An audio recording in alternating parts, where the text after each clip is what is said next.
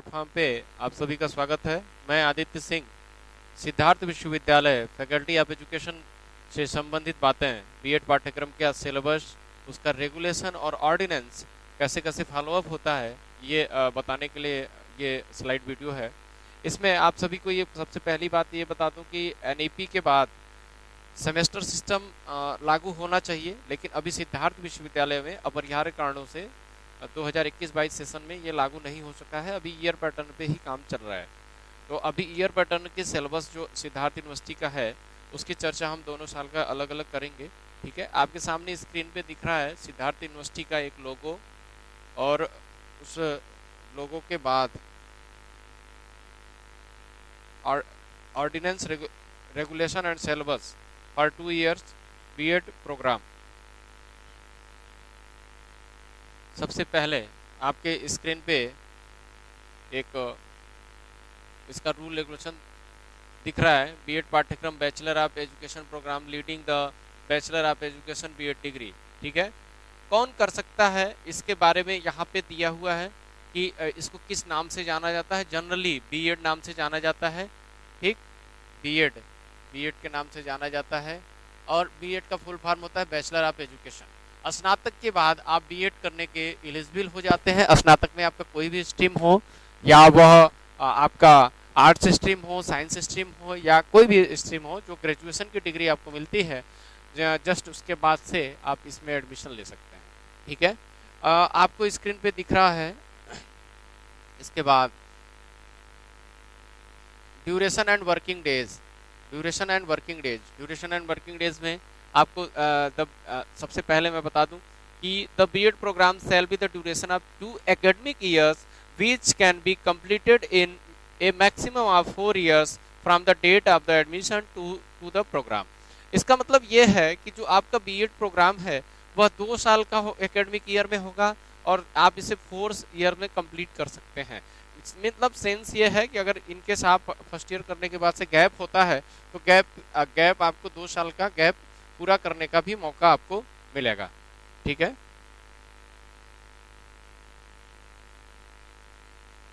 इसमें working days आपको बताया गया है। List 200 working days in each year exclusive of the period of the examination and admission. Examination और एडमिशन के बीच का जो काल है, उस काल में आपको 200 वर्किंग डेट, मतलब आपको 200 दिन का कार्य करना है।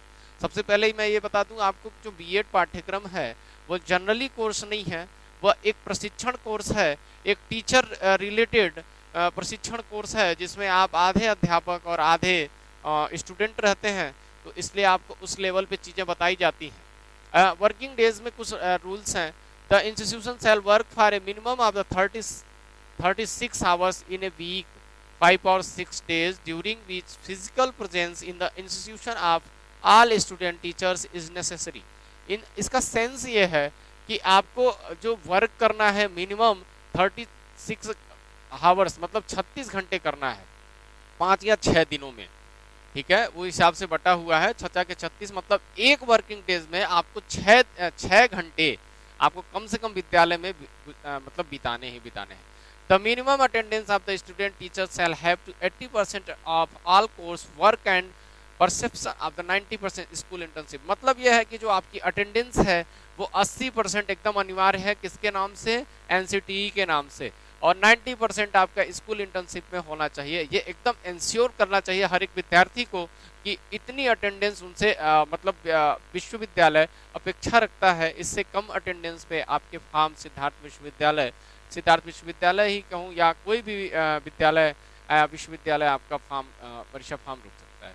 Intake eligibility, admission procedure and fees क्या है, एडमिशन का प्रोसेस और उसकी क्राइटेरिया।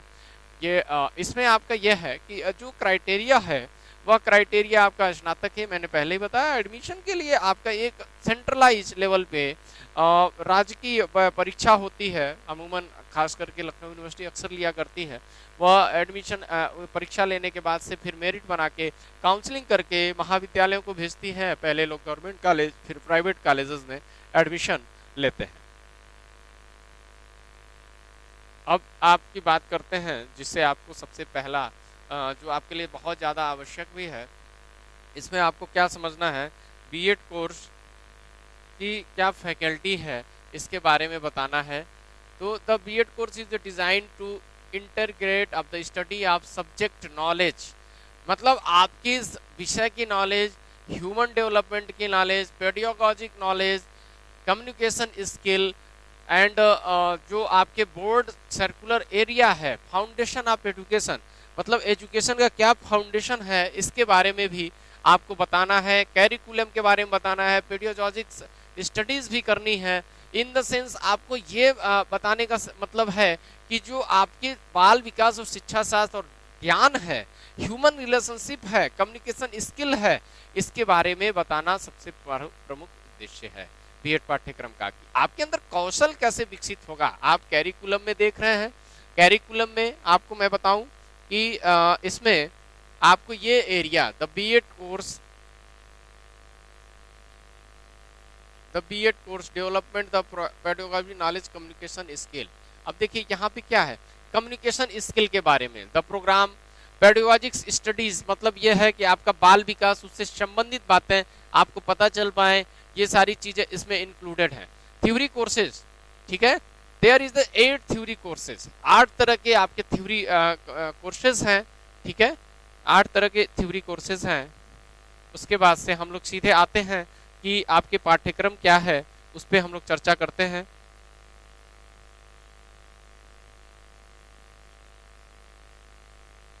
सबसे पहले structure of the course of 2 year BEd programme, जो आपका बीएड प्रोग्राम है उसका स्ट्रक्चर, संरचना कैसी है, इसकी चर्चा हम लोग करते हैं। जो आपका बीएड फर्स्ट ईयर का सिलेबस है, जो पेपर है, उसकी चर्चा पहले करेंगे, फिर आप सेकेंड ईयर की चर्चा हम करेंगे, ठीक है। सबसे पहला नॉलेज एंड कैरिकुलम, पहला पेपर आपका है नॉलेज एंड कैरिकुलम, यह है ज्ञान एवं पाठ्यक्रम, ठीक। सबसे पहले पेपर का नाम की चर्चा करते हैं, उसके बाद हम लोग चर्चा करेंगे कि क्या आपको पढ़ना है। देखिए पहला कोर्स है आपका knowledge and curriculum. Knowledge and curriculum, ज्ञान एवं पाठ्यक्रम, इसमें शिक्षा के दर्शन से संबंधित बातें हैं। कि अगर बात की जाए कि शैक्षिक दर्शन कैसा है, जैसे महात्मा गांधी का नाम बहुत ज्यादा महत्वपूर्ण है। क्यों महत्वपूर्ण है महात्मा गांधी का नाम? इसलिए महत्वपूर्ण है कि उन्होंने अनेक प्रकार के शैक्षिक दर्शन दिए। विनोबा भावे का नाम क्यों मशहूर है? विनोबा भावे ने अनेक प्रकार के शैक्षिक दर्शन दिए हैं, ठीक है। तो जो हमारे दार्शनिक हैं या पाश्चात्य दार्शनिक है, पश्चिमी दार्शनिक हैं, उनके कही गई बातों को इसमें समाहित की गई है कि हमारा शैक्षिक दर्शन कैसा था। दूसरा है चाइल्डहुड एंड ग्रोइंग अप। आप सभी जानते हैं कि बीएड करने के बाद टेट पास होना बहुत जरूरी है, ये मनोविज्ञान से रिलेटेड है। चाइल्डहुड एंड ग्रोइंग अप, बाल्यावस्था में विकास। बाल्यावस्था में विकास का मतलब यह है कि जो शिक्षार्थी है, जो लर्नर है, अध्ययन करता है, वह कैसे अध्ययन करता है, या हम कैसे उनके जो पाठ्यक्रम है उसको हम कैसे समाहित करते हैं, या उनकी जो बौद्धिक क्षमता है, मानसिक क्षमता है या शारीरिक क्षमता है, उसको हम कैसे समाहित करते हैं। बीएड उसमें ट्रेनिंग कोर्स में ये सारी चीजें बताई जाती हैं। बच्चे की बौद्धिक क्षमता, बुद्धि का विकास, व्यक्तित्व, ये सारी चीजें चाइल्डहुड एंड ग्रोइंग अप में है, ठीक है। तीसरा है आपका contemporary India and education. Third paper आपके सामने है contemporary India and education. Contemporary India and education का मतलब यह है समसामयिकी भारत में शिक्षा। मतलब यह है कि आप अभी शिक्षा की अगर बात करें तो प्राचीन काल में आप वैदिक काल शिक्षा बात करते हैं, फिर बुद्ध काल की शिक्षा की बात करते हैं, फिर मुस्लिम काल की शिक्षा की बात करते हैं, फिर ब्रिटिश समाज में उड मैकाले वगैरह के बारे में पढ़ते हैं, फिर ऐसे ही आप चलते चलते आप राष्ट्रीय शिक्षा नीति पर आ जाते हैं, फिर नई शिक्षा नीति पर आ जाते हैं। तो आपके शिक्षा व्यवस्था का जो विकास हुआ है, ये सारी चीजें कंटिमेंट्री इंडिया एंड एजुकेशन में सिद्धार्थ विश्वविद्यालय के पाठ्यक्रम में रखा गया है। फिर चौथा कोर्स आपका है, चौथा कोर्स है एजुकेशनल एडमिनिस्ट्रेशन एंड मैनेजमेंट। ये बहुत ही महत्वपूर्ण पार्ट है। जैसे आप शिक्षक बनना चाहते हैं तो शिक्षक बनने के लिए आपके अंदर शिक्षक से संबंधित सारे गुण होने चाहिए, सारे क्वालिटी। जैसे पढ़ना पढ़ाना तो एक क्वालिटी प्रमुख है ही है, उसके अलावा आप प्रशासनिक क्षमता भी देखते हैं। प्रशासनिक क्षमता ये मतलब कि कैंपस में आने के बाद से कैसे आप उसके प्रशासन को, कैसे उस सिस्टम को चलाएंगे, और उसके बाद से आप कैसे मैनेज करेंगे। जैसे मान लीजिए आपको पेपर बनाना है, तो पेपर कैसे बनाया जाता है, पेपर बनाने के अलावा आपको जैसे इन केस आपको और भी कुछ चीजें बनानी है, जैसे टाइम टेबल बनाना है या मैनेजमेंट करना है, चीजों का मैनेजमेंट करना है, तो कैसे करेंगे। एजुकेशनल एडमिनिस्ट्रेशन इस पार्ट को बहुत ही अच्छे तरीके से बताता है। तो मेनली हम लोग अगर बात करें बीएड फर्स्ट ईयर के थ्योरी पेपर की, तो प्यारे छात्रों आप सभी को मैं बताऊं कोर्स 1 2 3 4, ठीक है, 4 कोर्स हुआ 1 2 3 4, ये चारों कोर्सेज आपके 100 मार्क्स के होते हैं। इसमें भी आपका थोड़ा सा एक चीज और बताना चाहूंगा कि आपके 80 मार्क्स के थ्योरी पेपर होते हैं, 80 मार्क्स के एक पेपर में, तो ये 320 का हो जाता है, और 20 मार्क्स के आपके इंटरनल इसमें होते हैं। मतलब ऐसे हो जाएगा 80 + 20, 80 + 20, 80 + 20 और फिर 80 + 20। अब ये हो गया आपका सॉरी 320 और ये हो गया आपका 80, टोटल हो गया आपके 400। ये हो गया थ्योरी पेपर का मामला। अब इसी बीएड फर्स्ट ईयर में आपको मैं बताऊं कि बीएड फर्स्ट ईयर में आप नीचे देख रहे होंगे कुछ प्रैक्टिकल एक्टिविटीज। ये देखिए 50 50 50 50, मतलब क्या हुआ 200 नंबर का। ABCT इसको बोला जाता है EPCA, EPCB, EPCC, EPCD। Era है, एरा के सेंस मतलब 4 पार्ट में बीएड के एक्सटर्नल मार्क्स को बांटा गया है। यह तो इंटरनल हुआ 20 20 20, ये इंटरनल है। ये आपका थ्योरी पेपर है, 320 की थ्योरी देंगे और ये 80 भी इसी में जाके इंक्लूड हो जाएगा, ये थ्योरी में 400 हो जाता है। अब देखो भाई, अब इसमें बच क्या गया 200 नंबर। ये 200 नंबर टोटल यूनिवर्सिटी के हाथ में होता है, यूनिवर्सिटी इसका मूल्यांकन करता है, इसके लिए एग्जामिनर आते हैं सिद्धार्थ विश्वविद्यालय से। सबसे पहला reading and reflecting on the text 50 number का है, micro teaching and lesson planning 50 number का है, अंडरस्टैंडिंग द सेल्फ 50 नंबर का है, drama art and music in education ये 50 नंबर का है। सबसे पहले एक चर्चा करते हैं reading and reflecting on the text. जैसे आप अध्यापक बनने वाले हैं, अध्यापक बनना है तो अध्यापक का कर्तव्य क्या होता है। अध्यापक का मूल कर्तव्य है कि विषय से संबंधित बातों को निकाल के बच्चों तक पहुंचाना। Reading and reflecting on the text आपको यह विधा बताती है, विधा इन द सेंस कि आप कैसे किसी पुस्तक को पढ़ के उसके रिफ्लेक्शन को बच्चों तक पहुंचाएंगे। देखिए 2 रिफ्लेक्शन होता है। पहला रिफ्लेक्शन अध्यापक ने पुस्तक से पढ़ा और अध्यापक ने छात्र को पहुंचाया, 1 2 रिफ्लेक्शन हुआ ना। तो रीडिंग एंड रिफ्लेक्टिंग, जैसे आप बचपन में कोई किताब पढ़ते थे तो उस किताब को याद करते थे, याद करने के बाद अपने हाव भाव में उसको पोयम सुनाते थे या कुछ भी करते थे। तो ठीक ऐसे reading and reflecting on the text में एक पुस्तक आपको दी जाती है, उपन्यास कहानी वगैरह, उसकी समरी आप लिखते हैं। Micro teaching and lesson planning बहुत ही महत्वपूर्ण पार्ट है, ये आपको स्किल डेवलप करता है। माइक्रो टीचिंग में क्या बताया जाता है, माइक्रो टीचिंग आपका जो ये पार्ट है, ये माइक्रो टीचिंग सूक्ष्म पाठ योजना जैसे कौशलों को छोटे छोटे रूप में तोड़ देता है। छोटे छोटे रूप में तोड़ने का सेंस क्या है, आप छोटे छोटे रूप में तोड़ने का सेंस ये है कि इसमें आपको एक एक कौशल का धीरे धीरे विकास किया जाता है। फिर लेसन प्लान बनाने के बारे में बताया जाता है। जो पाठ्य योजना आप पढ़ाते हैं, आप जब टीचर बन जाए केंद्रीय विद्यालय, नवोदय विद्यालय या बेसिक में, तो पाठ्य योजना के अकॉर्डिंग आपको पढ़ाना रहता है, ये उससे संबंधित है। अंडरस्टैंडिंग द सेल्फ, स्व को समझना। एक अध्यापक अपने बारे में कहा जाए उससे लिखने के लिए तो कल्पना की जाती है कि बहुत अच्छा लिखेगा। जाहिर सी बात है, स्वाभाविक है, अध्यापक की क्वालिटी आनी चाहिए कि वह स्वयं के बारे में लिख सके। तो आप अपने बारे में लिखिए, कविताएं लिखिए, ठीक है, अपनी चर्चा पर चर्चा करिए।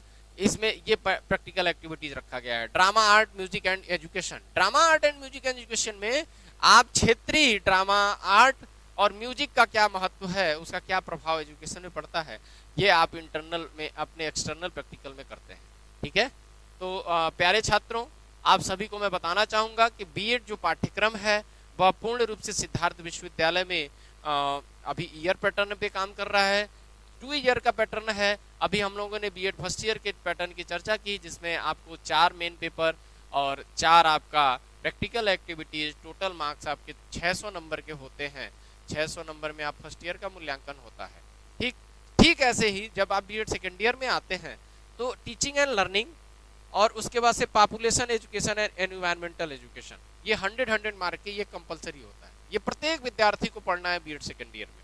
इसमें भी 80 का पेपर होगा प्लस 20 इंटरनल हो जाते हैं। ठीक, अब जो आपका पेडागॉजिक सब्जेक्ट है, इनकेस भूगोल है, इतिहास है, हिंदी है, संस्कृत है, गृह विज्ञान है, अंग्रेजी है, वाणिज्य है, कृषि है, ये सारे सब्जेक्ट इसमें दो सब्जेक्ट सबको लेना होता है, फिजिक्स केमिस्ट्री मैथ वगैरह इसमें भी है, physical science biological science math, तो ये सभी का अलग अलग होता है। ठीक है, मेरी बात समझिए। टीचिंग एंड लर्निंग, शिक्षण एवं अधिगम, इसमें शिक्षण क्या है, अधिगम क्या है, कैसे वो प्रभावित करता है, इन सब चीजों को बताया जाता है। Population education and environmental education, पर्यावरणीय शिक्षा और जनसंख्या शिक्षा, इसकी चर्चा इसमें की जाती है। इसमें 80 नंबर की थ्योरी, इसमें 80 नंबर की थ्योरी। अब ये होता है 360, क्योंकि इसमें 100 नंबर का आपका वो होता है, एकदम इंक्लूड है। अब ये 40 नंबर का बस इंटरनल होता है, अब 200 नंबर का आपका वो एक्सटर्नल प्रैक्टिकल होता है। अब मेरी बात समझने की कोशिश करिए आप लोग। Teaching and learning main paper, population education, environmental education main paper, pedagogic of school subject ये आपका अलग अलग होता है। पेडियोलॉजिक ऑफ स्कूल सब्जेक्ट ये भी अलग होता है। जैसे अगर किसी बच्चे ने, एक सेकेंड, अगर किसी बच्चे ने हिंदी और अंग्रेजी पढ़ा है तो पेडियोलॉजिक स्कूल सब्जेक्ट में एक में हिंदी हो जाएगा ग्रेजुएशन में, और दूसरा आपका पेडियोलॉजिक सब्जेक्ट इंग्लिश हो जाएगा। बात क्लियर है? अभी मैं इसके आगे आपको बता रहा हूं कि इसमें जो बाकी सब्जेक्ट होते हैं वो आपके अलग अलग सभी के होते हैं। जैसे साइंस वाला होगा फिजिक्स केमिस्ट्री मैथ वाला तो फिजिकल और बायोलॉजिकल पढ़ सकता है, फिजिकल और मैथ पढ़ सकता है, ठीक।